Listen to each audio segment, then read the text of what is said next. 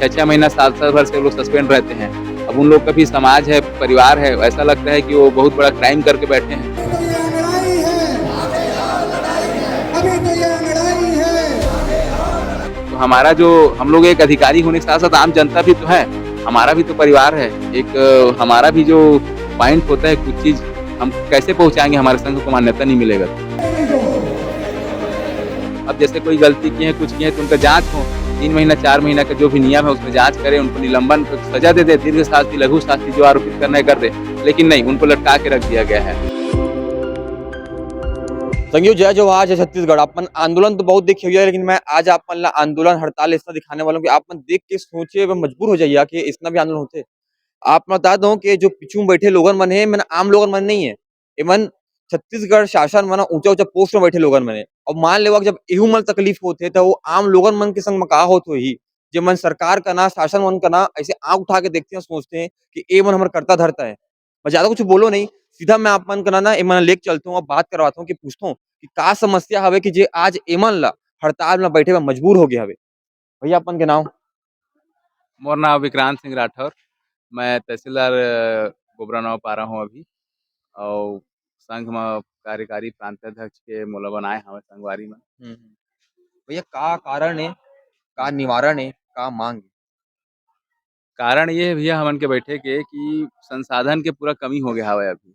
एके हुँ, झन आदमी हमन 24 घंटा भी काम कर लेथन तो भी अपन निजी संसाधन ले काम करत हवन। खुद के निजी गाड़ी, निजी नेट, निजी मोबाइल, यहाँ तक कि निजी ऑपरेटर रखे हन उहूँ ला कहीं भी ले खींच-खाच के ओला पैसा देवात हन। और हमन ला जेतना के तनख़्वाह नहीं मिलत है उतना ज़्यादा के हमन के ये प्रशासनिक काम-काज में खर्चा हो जावत है। और ये सब जो संसाधन के कमी हवे ओकर कारण हमन पूरा काम बाधित होथे और जनता के सेवा करे में हमन ला कठिनाई हो जाथे। हमन ओमन के एक्सपेक्टेशन ला पूरा नहीं कर पाथन, संसाधन मतलब के मोला कमी तो के पता कारण। नहीं, लेकिन मोला जहाँ तक जानकारी हवे कि ये सब सरकार भत्ता देथे ना, मोबाइल भत्ता, गाड़ी भत्ता सब सरकार देथे क्या? नहीं, हमन ला कछु भत्ता नहीं मिलत है अभी। हमन जो भी करत हन अपन निजी संसाधन से ही काम ला करवात अभी हन। मतलब पहली की आगू अभी ब नहीं मिलत है? क कभी नहीं मिले हैं हमन ला भत्ता नहीं देवे हैं, अभी तक नहीं देहे हैं, कोई भत्ता नहीं। तो कारण का है? मतलब सरकारी आदमी ला तो अपन तहसीलदार इतना ऊँचा पोस्ट में रहवा अपन, तो अपन ला भत्ता नहीं देवत है मतलब मोबाइल वाइल भत्ता हमन ला नहीं मिले। नहीं मिले। मोबाइल हमन पर्सनल यूज़ करथन। मोबाइल अपन के पर्सनल यूज़ है। गाड़ी-वाड़ी जो नहीं, ओकरो भत्ता नहीं हर मिलत है। तहसील में नहीं है गाड़ी। कोई कोई तहसील में गाड़ी है तो ड्राइवर नहीं है। मतलब यहाँ तक के कि जो लोगन मन हवे ओन जो लोगन मन अधिकारी लोगन मन है, एमन जो हवे आम लोगन मन के बात सुने के प्रयास करथे। एमन का ना जो गाड़ी हवे वो गाड़ी भी एमन के पर्सनल यूज़ ले चलत है। मतलब अपन का तो गाड़ी भी नहीं है, कभी ड्राइवर भी नहीं है। हर तहसील में गाड़ी की सुविधा नहीं है। ऐसे कोई कोई तहसील में गाड़ी भी है, ड्राइवर है, लेकिन हर तहसील में अधिकांश तहसील में गाड़ी नहीं है। अच्छा अपन का नाम आप कहाँ मोर के? रमेश मेहता नाम है, मैं गरियाबंद अरे पंजाब के जिला। तहसीलदार हो? हाँ, तहसीलदार। मैं और जो अधिकारी मन को बैठ के बात करके प्रयास करूँ। दीदी अपन का नाम है? मेरा नाम ज्योति मसियारे है। आप कहाँ से पदस्थ आरंग हैं? आरंग आरंग से। तो जो बताया जा रहा है कि 17 सूत्रीय मांग है, उसमें से और ऐसी कौन-कौन सी मांग है जब सरकार से बहुत सी मांगे हैं जो अपन लाइन से 17 लिख दिए हैं। बताइए, आप बताइए? 17 सूत्री मांग को हाँ, मतलब ब्रीफ बता दीजिए। पहला मांग तो हमारा संसाधन के लिए है। दूसरा ये है कि पहले जो 50-50 अनुपात में हमारा प्रमोशन होता था, 50% जो हम लोग जो सीनियर हो जाते थे, उन लोग को लेते थे डिप्टी कलेक्टर के लिए, उसको 60-40 का अनुपात कर दिया गया है। इसमें हमारे जो सीनियर साथी हैं, इनका सीधा-सीधा हक मारा जा रहा है वाला हिसाब है। और पूर्ववर्ती शासन में 50-50 में चलता था, अभी जस्ट पहले वाला जो शासन था, उसमें 60-40 किए हैं। इसके बाद आता है कि नायब तहसीलदार को राजपत्रित करने का माँग किए हैं। जैसे कि कई बच्चे लोग आते हैं, उनके में अटेस्टेड ही करना है। नायब तहसीलदार हर तहसील में बैठते हैं और एक जगह प्रभारी की भूमिका में भी रहते हैं। लेकिन चूँकि उनको राजपत्रित का चार्ज नहीं मिला है, तो वो लोग वो काम नहीं कर पाते हैं, लोगों को भटकना पड़ता है। और नायब तहसीलदार जब चुनाव इत्यादि काम में भी आते हैं, तो कई अपने से सीनियर राजपत्रित लोगों को भी हम लोग को आदेश देना पड़ता है। तो हमको भी अगर राजपत्रित का दर्जा मिले नायब तहसीलदारों को, तो इसमें हम लोग को प्रशासनिक सुविधा भी होगी और एक अच्छा मतलब हम लोग अथॉरिटी से काम कर पाएँगे, इसका भी माँग रखे हैं। इसके अलावा मेन मेन मुद्दा है हमारा ग्रेड पे का विसंगति का, वेतन विसंगति का। हमारे जो समकक्ष कई साथी हैं, उनको हमसे अच्छा ग्रेड पे दिया हुआ है, तो उनसे हमको काम लेने का जो समय आता है चुनाव में या अन्य फील्ड में, तो हमको दिक्कत होती है क्योंकि वो लोग हमसे ज़्यादा तनख्वाह पाते हैं, तो उनको हम लोग उतनी अधिकारिता से बात नहीं कर पाते हैं। तो हमको भी एक समकक्ष जितना हमारा काम है, जितना हम झेल छोड़कर मैं रहे हैं। समझ लेके आऊँ, समझने का प्रयास करूँ कि हाँ। आप मन के जो अधिकारी हवे, जो आपके समक्ष अधिकारी मतलब आपसे ज़्यादा वेतन मिलते? हाँ, उन लोग को हमसे ज़्यादा वेतन मिला। चुनाव में जैसे कि लेक्चरर इत्यादि है। प्रधान पाठक को हम लोग ड्यूटी लगाते हैं, हाँ, हाँ। लेकिन प्रधान पाठक का ये सब जो हैं लेक्चरर हैं, हुँ, इन लोग को हमसे ज़्यादा ग्रेड पे है और उनको हम लोग को उनका ड्यूटी लगाना रहता है, उनके ऊपर कार्यवाही करना है, उनको कंट्रोल करना है। अगर कुछ गलती कर दिए तो उनको डाँटना-डपटना है, तो उसमें हम लोग का ग्रेड पे कम है, तो कई बार ये एक विसंगति टाइप का चीज़ आ जाता है कि हमसे कम तनख्वाह वाला आदमी, हमसे कम ग्रेड वाला आदमी हमको कैसे आदेश दे रहा है करके। ये सब मामला भी उसमें होता है। मतलब थोड़ा विषम परिस्थिति नहीं है मतलब एक ऐसे लूप बना कैसे मतलब समझ में नहीं आता तक समझने का प्रयास कर रहा था आप वो। समझने का प्रयास कीजिए, आप अपना इसमें विश्लेषण निकालिए, बाकी समस्या हम आपको बताते जा रहे हैं। ठीक है। इसके अलावा 17 सूत्री मांग में आप देखेंगे जैसे हम लोग कोर्ट में कुछ न्यायालय में आदेश करते हैं। हुँ, अब हुँ। एक पार्टी तो खुश होगा, एक पार्टी नाराज़ होगा, तो जो पार्टी नाराज़ होता है वो हमारा शिकायत 10 जगह जाके कर देता है।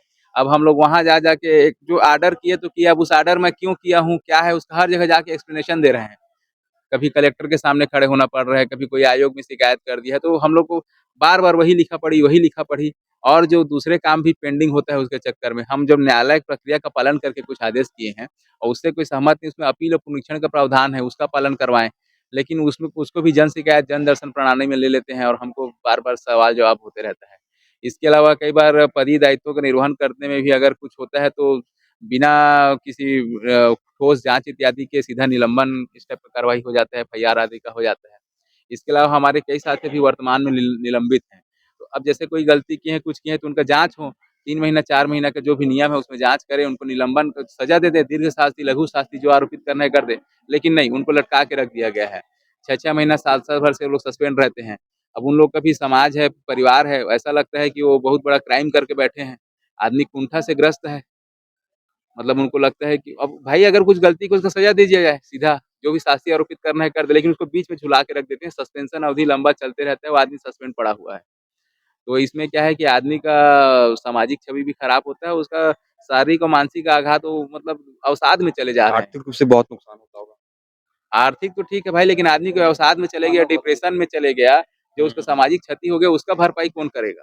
आर्थिक का तो चलो जब वो बहाल होगा, उसको मिल जाएगा, तनख्वाह मिल जाएगा वापिस, लेकिन जो उसका बदनामी हो गया है, जो अवसाद में वो चल रहा है, उसका कौन करेगा?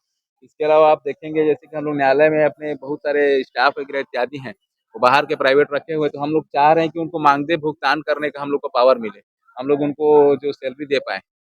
इसके अलावा जो जितने ऑनलाइन काम हैं, सारे ऑनलाइन काम में हमारा डिजिटल सिग्नेचर लग रहा है, हमारा आधार कार्ड उसमें लग रहा है, हमारा निजी पूरा चीज़ उसमें लग रहा है।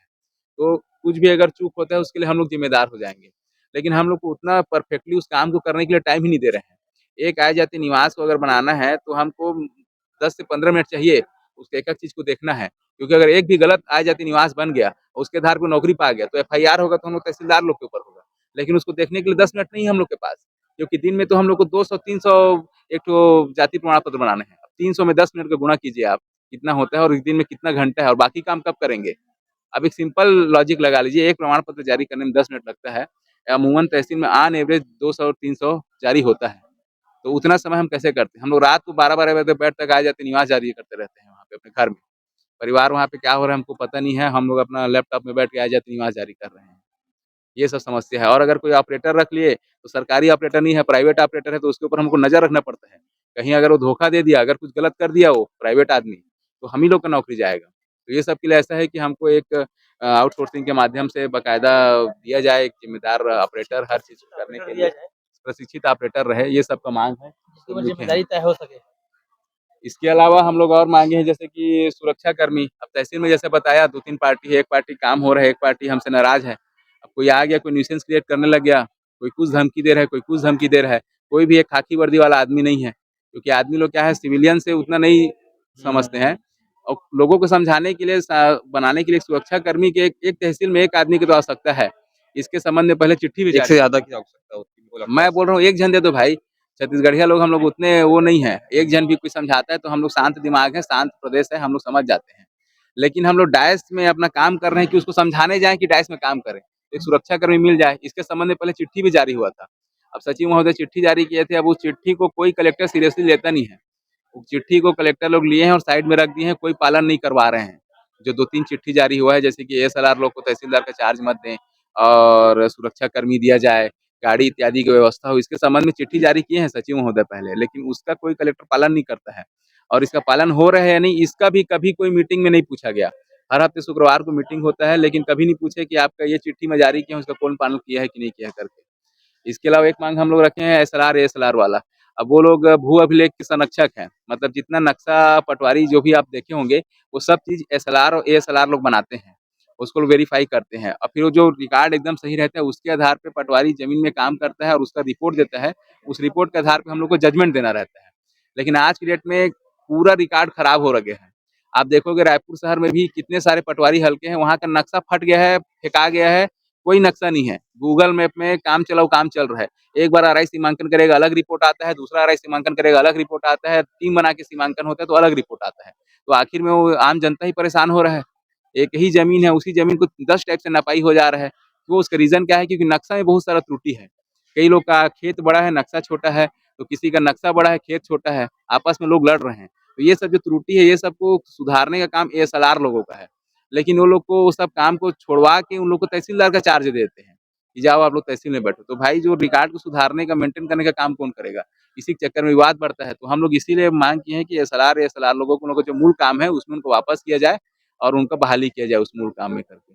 इसके अलावा हमारे संघ का मान्यता के लिए हम लोग एक पॉइंट रखे हैं कि तहसीलदार लोगों का संघ है, इसको एक मान्यता दिया जाए। पूर्ववर्ती सरकार में ऐसा है कि सारे संघ को, वो कोई संघ को नहीं मानेंगे, किसी से पत्राचार नहीं करेंगे। तो हमारा जो, हम लोग एक अधिकारी होने के साथ-साथ आम जनता भी तो है, हमारा भी तो परिवार है। एक हमारा भी जो पॉइंट होता है कुछ चीज़, हम कैसे पहुँचाएँगे हमारे संघ को मान्यता नहीं मिलेगा तो? और हम कोई ऐसा चीज़ तो माँग नहीं रहे हैं, प्राइवेट सुख-सुविधा के लिए तो माँग नहीं रहे हैं कि हमको बंगला दे दो, खेत दे दो, ये तो नहीं बोल रहे हैं। हम लोग जनता का काम करने के लिए माँग रहे हैं। तो इस सब चीज़ के लिए हमारे संघ को मान्यता दी जाए और प्रॉपर पत्राचार हो। इसके अलावा एक कमेटी बनाने का माँग किए हैं, जिसमें शासन का एक पैसा खर्चा नहीं होना है। ये एक कमेटी बन जाए तो जैसे कोई भी डिस्प्यूटेड मामले हैं, अब हर जगह अलग-अलग, सरगुजा में कोई अलग एसओपी से चल रहा है, स्टैंडर्ड प्रोटोकॉल जो है किसी चीज़ में, पहले ये होगा, ये होगा, ये होगा, कोई भी केस होता है, कहीं और चल रहा है, तो उसके संबंध में कुछ अगर विसंगति आता है, कोई डाउट आता है, तो हम लोग उस कमेटी से पूछें, उस कमेटी से मार्गदर्शन लें किसी चीज़ों में, कोई टेक्निकल इश्यू आ जाता है तो। तो ये सब माँग किए हैं। तो हमारे अधिकतर माँगों में आप देखेंगे कि ग्रेड पे में बस थोड़ा वित्तीय का समस्या है। बाकी किसी भी माँग में वित्त की समस्या नहीं है और अगर चाहें तो कलेक्टर स्तर पे भी इसका सबका तत्कालिक निदान हो सकता है। और इसके अलावा ऐसा है, अगर हमारा माँग पूर्ति होगा, शासन संसाधन को जो माँगे हैं अपन, हमको आदमी चाहिए, ऑपरेटर चाहिए, तो हमारे छत्तीसगढ़ में नया वैकेंसी निकलेगा। जो हमारे शिक्षित युवा बेरोज़गार घूम रहे हैं, जो लोग यहाँ-वहाँ जाके दुकान में काम कर रहे हैं, उन लोगों को सरकारी नौकरी मिलेगा। तो हमारा माँग पूरा जनता के हित में है और हम छत्तीसगढ़ के विकास के लिए बहुत महत्वपूर्ण है। चंद्रशेखर मंडाई नाम है मेरा। तहसीलदार साहब बोलो। आप बता रहे थे कि जैसे कि तहसील वगैरह में जो पुलिस आरक्षक की बात कर रहे थे, आप बताइए क्या था वो? 2022 में सचिव महोदय द्वारा पत्र जारी किया गया था कि हम लोग जितने तहसीलदार, नायब तहसीलदार हैं, सबको एक नगर सैनिक का सुरक्षा प्रदान की जाएगी करके। वो कलेक्टर सभी, वो जो पत्र है सभी कलेक्टर को जारी किया गया था, पर उस पत्र का आज तक परिपालन नहीं हुआ है। हमारी मांग यही है कि कम से कम उसी पत्र का परिपालन कर दिया जाए और सबको एक सुरक्षा ग्रुप में एक नगर सैनिक प्रदान कर दिया जाए। मतलब तहसील जो होता है, प्लेस जैसा होता है, वहाँ पे बहुत ही संवेदनशील जगह होता है, वहाँ पे बहुत सारे मामले आते हैं। इस जगह पे कोई सुरक्षाकर्मी मौजूद नहीं होता। हाँ, यहाँ तो ये तो है, क्योंकि वहाँ सुरक्षाकर्मी की आवश्यक है। कुछ ऐसे-ऐसे मुद्दे आते हैं जो कई लोग हमसे असंतुष्ट रहते हैं, किसी प्रकार का है, उन लोग हमेशा किसी बात पे चिल्लाएँगे या कुछ करेंगे, तो ऐसे समय में हमको उनको समझाना पड़ता है। तो अगर कोई पुलिसकर्मी मौजूद रहे तो कम से कम वो उनको समझाए। इसलिए आवश्यक है हमको सुरक्षा व्यवस्था, तहसील में एक सुरक्षा व्यवस्था की बहुत ज़रूरी है। अच्छा, आप लोग ने ये आंदोलन करने से पहले सरकार से बात की थी, उसके बाद आंदोलन तक पहुँचे हैं या? दो 2022 में विधिवत एक पत्र सचिव महोदय द्वारा एक विधिवत कलेक्टर साहब को पत्र जारी हुआ है सारे कलेक्टर्स को, कि इन लोगों को सुरक्षा के रूप में गार्ड की नियुक्ति की जाए करके। बट अभी तक उस पत्र का परिपालन नहीं हुआ है।